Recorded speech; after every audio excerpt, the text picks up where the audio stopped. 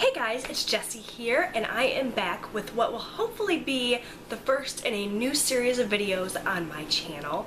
As you saw from the title, this is Throwback Thursday. This is where I am going to talk about my favorite products from this time last year and talk to you guys about whether or not I'm still using them, whether I found something better, that sort of thing. Now, this is not an original idea by any means. I'm quite frankly not creative enough to come up with something like this on my own. I'm borrowing this idea from Marnie, Miss Gold Girl here on YouTube. I'm going to link her channel down below. She is amazingly talented and beautiful and one of my favorite YouTubers, and I just thought this was a brilliant concept. A lot of times people in the beauty community here on YouTube talk about their favorite products, and then you never hear about them again. So thought this was a great way to kind of revisit my favorites, maybe help me rediscover some things, and update you guys on my opinions on those products, let you know if I'm still loving them, what have you. So I'm taking it back to September of 2013. I will link my favorites video down below. Let me just say that I look like crap in that video. I cannot even believe that I uploaded that video with the way that I looked in it. I don't know what I was thinking. Honestly, I'm not looking all that great today either though, so maybe it's a trend. Maybe September is just not a good month for me, but whatever.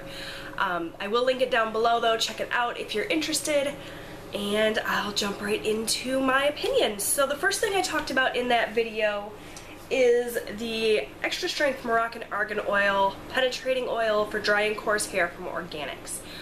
Obviously I still have this, I still use this.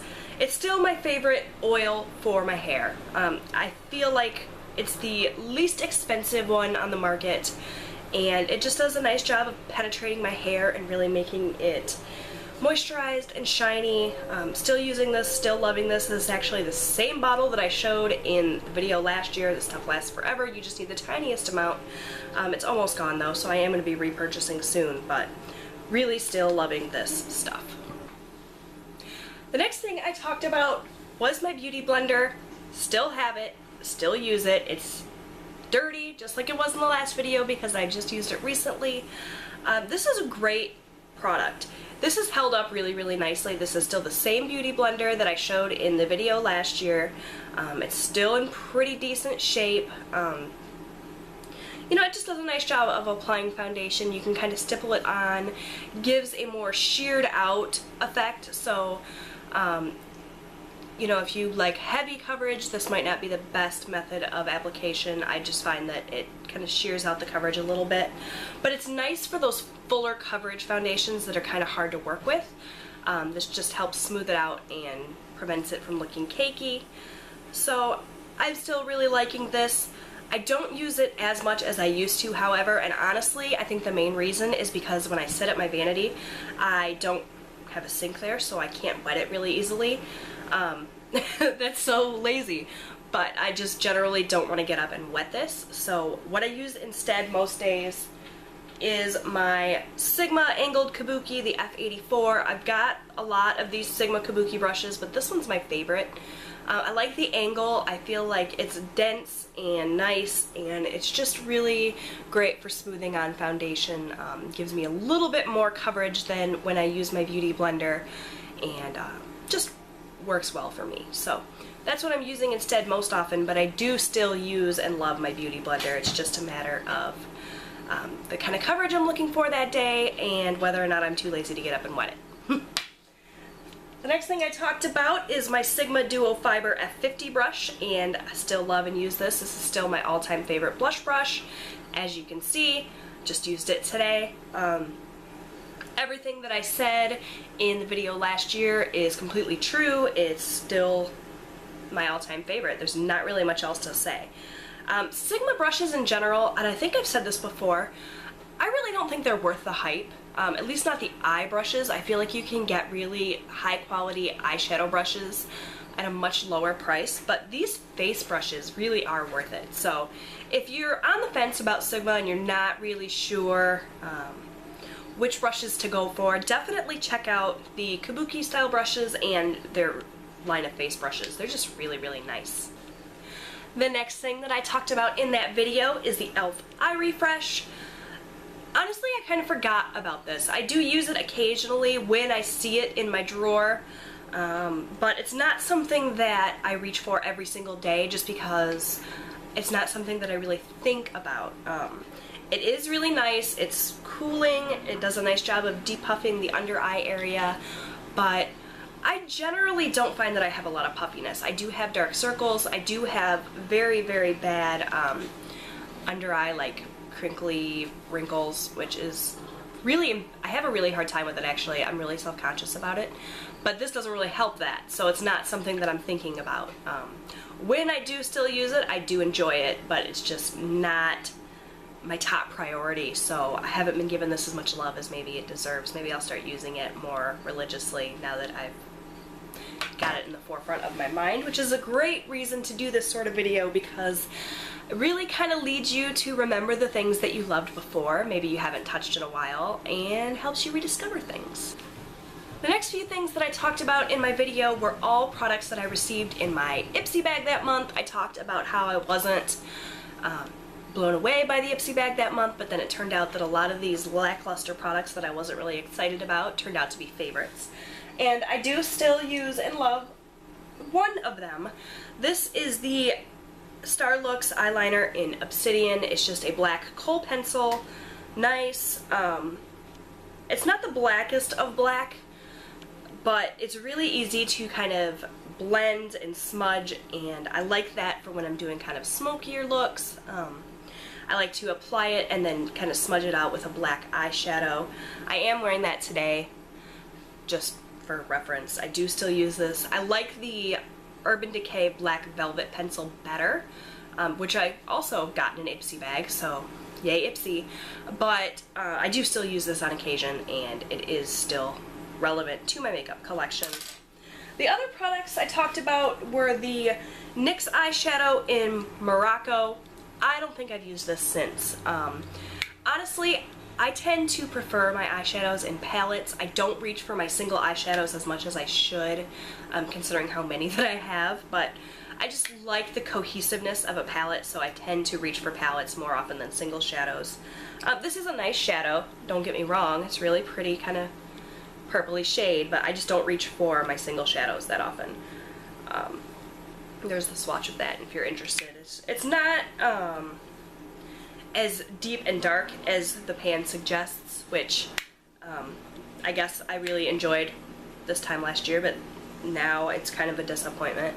I'm sure that if you packed it on it would be darker, but I just don't reach for my single shadows, so I really haven't touched this since then. The other product I talked about I don't have for you because I used it all up. It was the Elizabeth Mott It's So Big mascara sample that I received in my Ipsy bag that month. I really, really enjoyed that mascara. I remember raving about it to a lot of people.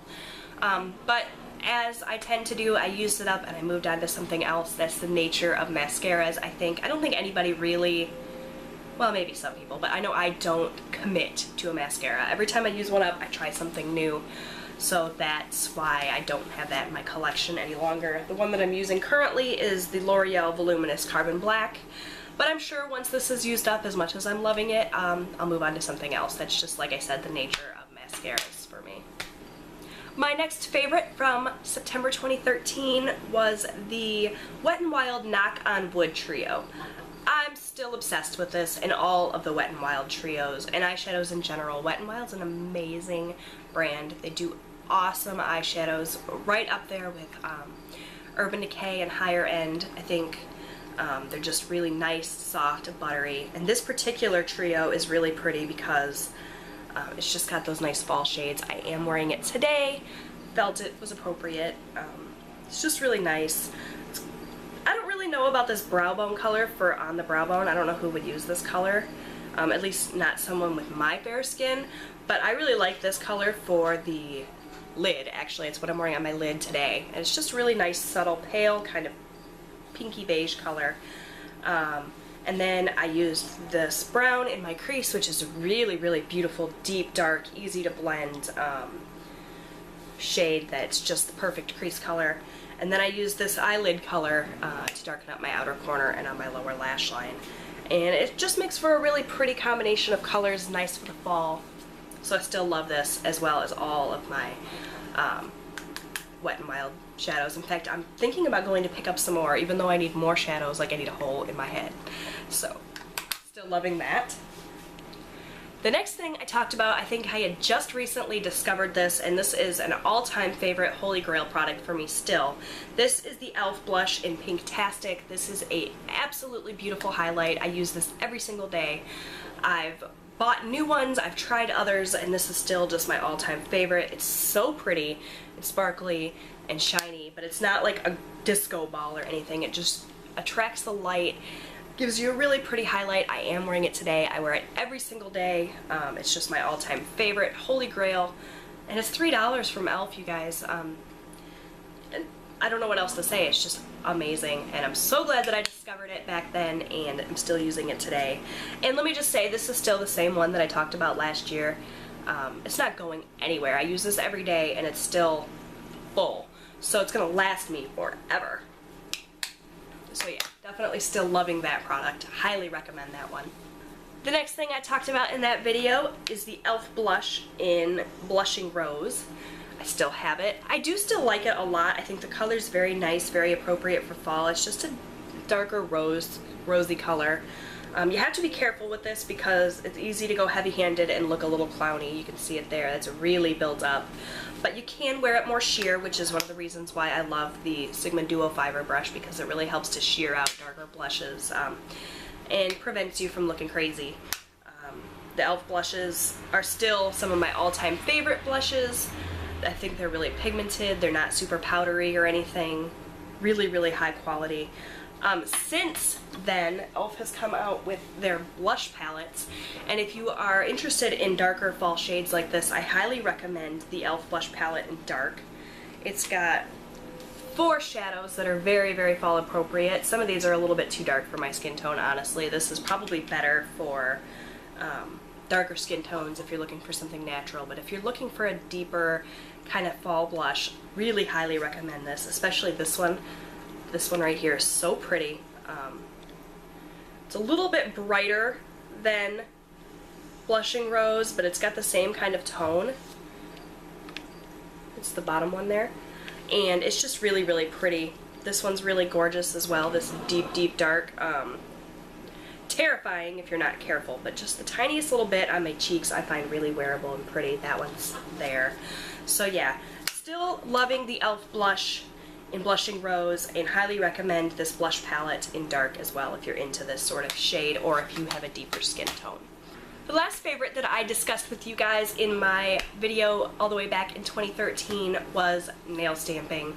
I brought out my little Konad stamper and all my stamping plates. I was so excited. I had just gotten into it, and honestly I haven't really played with it much since. I really love the idea of stamping, but generally don't have the time to sit and wait for all my polishes to dry and then do the stamping and clean up and everything. It's a bit of a messy process.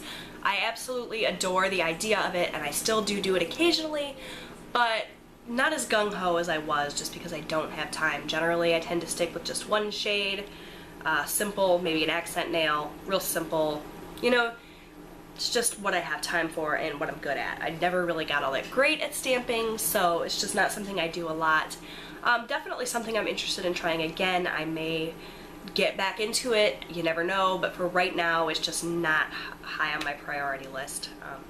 The polish that I talked about that was great for stamping is the Wet n Wild Wild Shine Polish in Black Cream, and this is still one of my all-time favorite black polishes. It's the least expensive black polish in my collection, but honestly I feel like it's the best. It's not anything special, it's just $1 or less, but it's nicely pigmented, it's a one coater, it's not too super thick.